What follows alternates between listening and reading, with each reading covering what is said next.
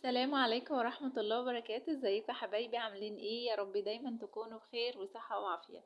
وحشتوني كتير كتير قوي. جايلكم النهاردة بقى بروتين حلو كده، يا رب الفيديو يعجبكم.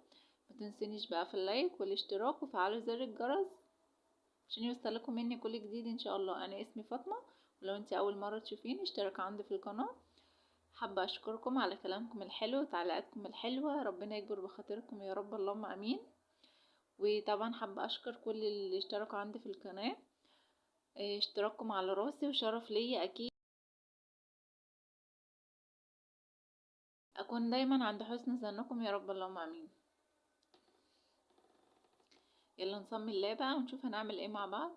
قمت طبعا الصبح كده فتحت البلكونة، اجدد الهواء والطاقة بتاعة الشقة، ومسحت السفرة كده مسحة حلوة وفرشت عليها المفرش عشان الدنيا تبقى معايا نضيفة. بص بقى، وشغلت ستارت النور دي حلوة قوي وبتدي ضي كده جميل.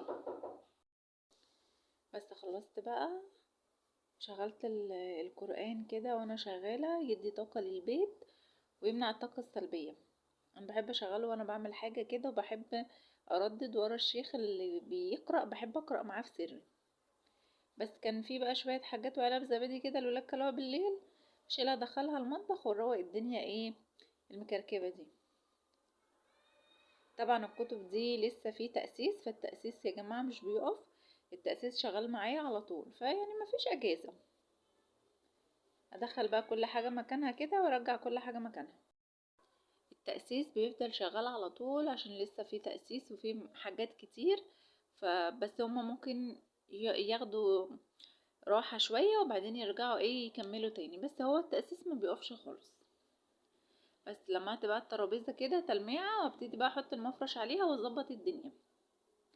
عايزة اقول لكم، اول يوم اصحى بدري من اول رمضان. طبعا بنسهر في رمضان عشان خاطر السحور، فانا لو نمت مش هقوم اسحرهم، فبفضل قاعده لحد السحور عشان اسحرهم. عشان كمان عندي الاطفال لما لازم تسحريهم حلو قوي عشان ما يقوموش تاني يوم الصبح جعانين بقى وعطشانين وكده. فبفضل صاحيه لحد السحور، احضر السحور واسحرهم واصلي الفجر وبعدين ادخل انام. بس في اول يوم بقى النهارده اصحى فيه بدري، فبصراحه عايزه اقول لكم عندي بقى نشاط وطاقه كده، فقلت ايه اوزع عليكم الطاقه الايجابيه والنشاط بتاعي. بس خلصت بقى، ظبطت الانتريه كده والمخدات وكل حاجه مكانها.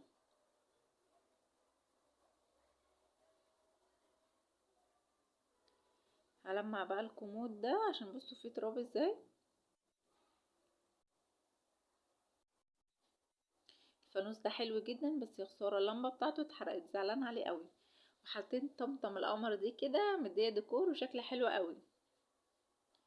خلصت بقى، انا دخلت المطبخ عشان احط الفيشه بتاعه المكنسه، علشان للاسف ما فيش فيشه تاني في الصاله اللي انا احط فيها المكنسه. هي فيشه واحده بس اللي انا حاطه فيها ايه التلفزيون. بصراحه عيوب المشاكل بتاعه الاسكان بتاعه الشقق كتير قوي. هم عاملين في الصاله فيشه واحده بس، مفيش واحده تاني. عشان بقى تزودي فيش وكده لازم تاسسي انت بقى كهرباء وتعملي حاجات من اول وجديد. قلت بقى اشفط الارض كده، لو في تراب في اي حاجه شفطها كده ايه بسرعه، لازم الدنيا تبقى معايا نظيفه. انتي ما تضمنيش مين هيجيلك على غفله، فلازم شقتك تبقى نظيفه لاي ظرف بقى. كندا كانت لسه صاحيه من النوم بقى وجايه قاعده، قلت لها قومي ادخلي اغسلي وشك وظبطي نفسك كده وفوقي وبعدين ايه بتعالي.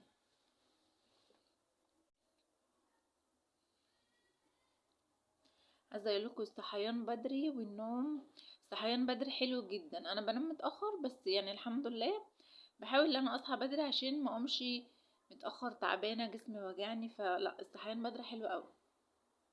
بس انا بقى كنت خلصت وشفطت الارض، هلم بقى السلك بتاع المكنسه كده واشيلها مكانها.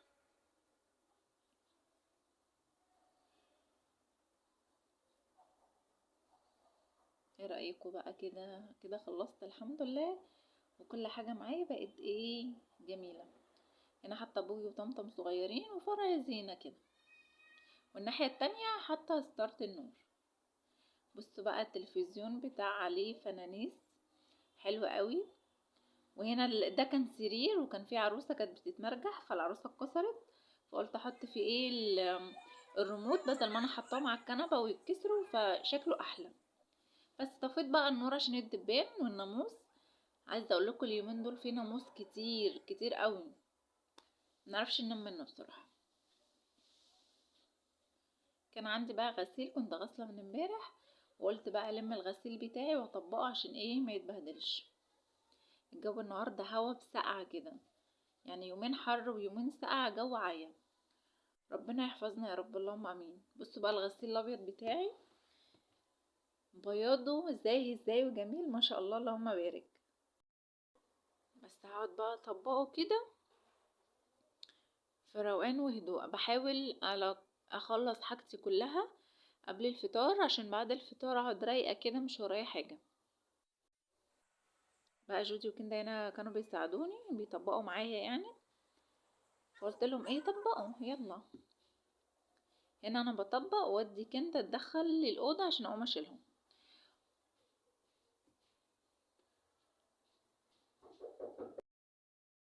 خلوهم يساعدوكي حتى لو بحاجه بسيطه مش مشكله، بس المهم اللي هم يساعدوكي في البيت.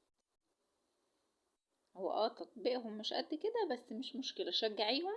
مرة هيطلع حلو مرة هيطلع وحش، بس ايه، شجعيهم واديهم طاقة كده عشان يساعدوكي في البيت.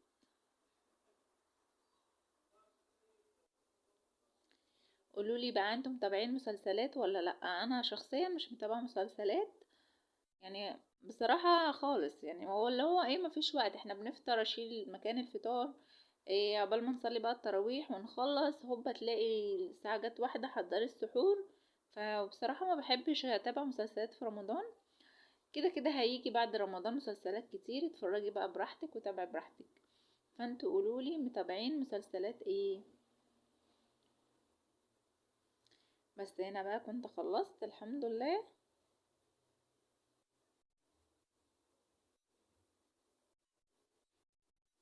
ازيكم عاملين ايه؟ كويسين؟ كل سنة وانتم طيبين. باي باي.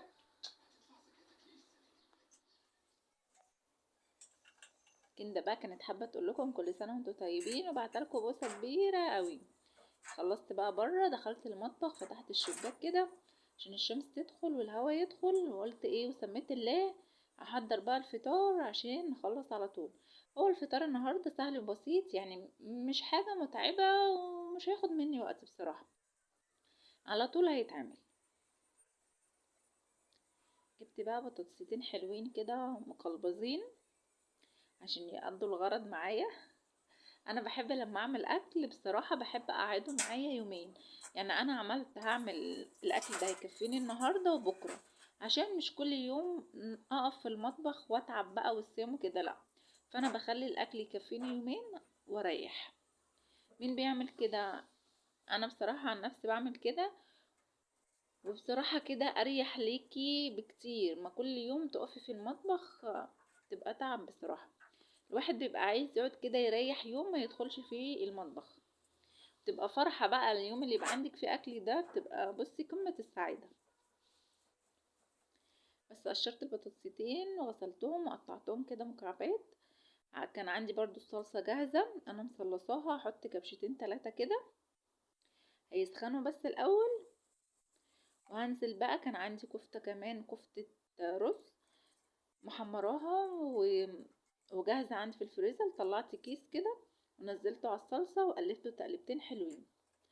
هنزل بقى بالبطاطس وهحط له شوربة واسيبه بقى ايه، اوطي عليه واسيبه يستوي براحته. كل ما توطي على الاكل تخليه على نار هادية ويستوي براحته بيبقى طعمه حلو قوي. بس خلصت بقى الغدا والرز كان عندي جاهز كنت عاملاه. طبعا رمضان ما يحلاش بقى الا بيهم، القطايف والكنافه. جبتهم بقى وقلت ايه اعملهم معاكم كده بسرعه بسرعه عشان ما كسلش عليهم. بحط بقى شويه من الزبيب وشويه من جوز الهند، واقفل حلو قوي عشان ما تفكش معايا في الزيت. بحب القطايف جدا جدا جدا، لذيذه بصراحه طعمها حلو قوي. هنا بقى كنت بهويها كده عن بعض عشان خاطر كانت لازقه في بعض، علشان هما في الافران يعني او عند بتوع الكنافه والقطايف لما بيخلصوا بيحطوها على بعض تبقى سخنه فبتعجن بقى في بعض، فانا ببقى مش حباها كده خالص. خلصتها بقى الحمد لله. كنت حاطه الزيت عندي يسخن، هنزل بقى في القطايف تحمر كده وتستوي وتبقى زي الفل. خلصت معايا، بصوا لونها ذهبي ومقرمشه ما شاء الله اللهم بارك. بس عيبها بقى انها بتاخد زيت كتير، دي اوحش حاجه فيها بصراحه. طلعتها بقى سخنه، الشربات عندي بارد، وصحتين وهنا على قلبكم يا رب. هنا بقى كان خلاص المغرب قرب، بحضر بقى السفره بتاعتي عشان نقعد نفطر. كانوا بقى الولاد عندي بيتفرجوا على بكار، بحب بكار جدا، وبوجي وطمطم وعمو فؤاد، وكان فيه زمان حاجه بتيجي اسمها زوزة وجرجير، كان حلو قوي الكرتون ده. بصراحه مش عارفه ما بيجيبوش الحاجات دي ليه، حلوه قوي للاطفال يعني، حاجات جميله مش هتتعوض. وعم شكشك رمضان بيجي في فرحته وبيمشي بسرعه جدا، يعني النهارده 7 رمضان،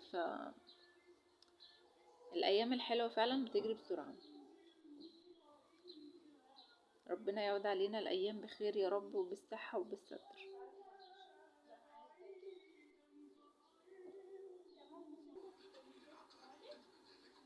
بس كده حضرت سفرتي المتواضعة البسيطة، الحمد لله ربنا يديمها نعمة يا رب علينا. بحب اهتم بالشوربة والسلطة على الفطار عشان بنبدأ بيهم الفطار اولا. بحط الرز في طبق كبير وبحط كل واحد طبقه قدامه، واللي عايز حاجة ياخد في طبقه، عشان لو فاض مني حاجة ارجعها زي ما هي، ما الحاجة ما تتبهدلش. والحمد لله فطرنا وخلصنا فطار وصلينا المغرب. لميت بقى السفرة بتاعتي، قلت اصبن الحاجات اللي احنا كنا فيها كده عشان ما كسلش عليها وتتراكم عليا في المطبخ. ربنا يديمها علينا نعمة يا رب اللهم امين.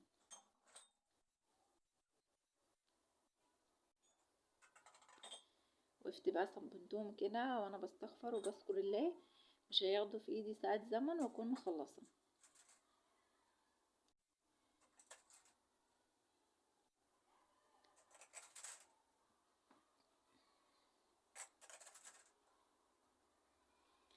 صلوا على رسول الله صلى الله عليه وسلم وعلى اله وصحبه اجمعين. بس خلصتهم كده الحمد لله. هبتدي بقى اشطفهم واحط كل حاجة مكانها.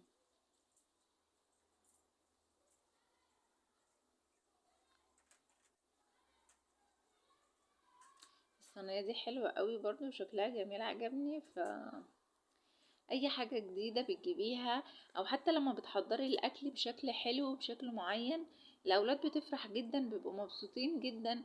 وكمان العين بتاكل قبل البق، فانت لما تلاقي الاكل قدامك متقدم بطريقة حلوة وشكله حلو، انت نفسك هتحسي انك شبعتي. فانا بصراحة بحب اهتم بالحاجات دي عشان خاطر بتفرق معاهم قوي. وطلعي من النيش واستخدمي الحاجات اللي في النيش، واشربي في الكاسات اللي في النيش والاطباق والصيني والحاجات دي كلها. هنركنها ليه؟ محدش ضامن عمره بكره هيبقى ايه او هيبقى فين، فهنستمتع بالحاجة اللي معانا، ندلع نفسنا وندلع اولادنا ونستخدم كل حاجة. يا ستي اللي هيتكسر هاتي غيره، ربنا يديك الصحة دايما وربنا يرزقنا وهنجيب الاحلى والاحلى طبعا. قلت بقى صبن معايا البوتاجاز مكان ما عملت الغدا عشان يبقى نظيف. طول ما البوتاجاز نضيف والحوض بتاعك نضيف مفهوش مواعين، المطبخ بيبقى رايق وبتدخليه بنفس كده وانتي مرتاحه. صبنته بقى، هو ما كانش متسخ قوي بس مكان الحاجات اللي وقعت، فلازم اول باول ايدك فيه عشان ما تراكمش عليه دهون او اي حاجه. بس لمعته كده من الصابون وبقى معايا مية مية. بس كده خلصت الحمد لله. حطيت بقى كل حاجه مكانها وصبنت معايا الحوض ونضفته. ايه رأيكم بقى كده؟ تسلم ايدي والله. قولي لنفسك كده كلام حلو كتير، وقومي الصبح صبحي على نفسك، بالليل قبل ما تنامي برضو قولي لنفسك تصبحي على خير، انت احلى حاجة في الدنيا، انت تستاهلي الخير.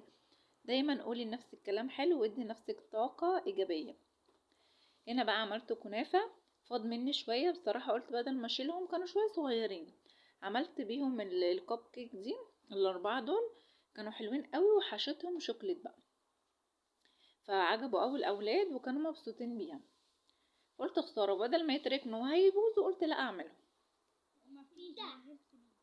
حتى زبيب بقى الكنافة والقطايف بتاعنا جايين بقى، والطعم ايه تحفة. عشان يديله شكل. عايزة اقول لكم ان كندا كانت زعلانة قوي وما كلتش من القطايف، علشان خاطر مش بتحبها، ولا فيها زبيب ولا سوداني ولا جوز الهند ولا اي حاجة، هي عايزاها سادة. فينفع الكلام ده؟ فانا ما كنتش اعرف والله، قلت لها المرة الجاية لما اجيب هعمل حسابك وهعملها لك سادة يا ستي، ولا تزعلي نفسك. وفعلا عشان ما زعلهاش رضيتها، وتاني يوم جبتها وعملتها لها سادة زي ما هي عايزة.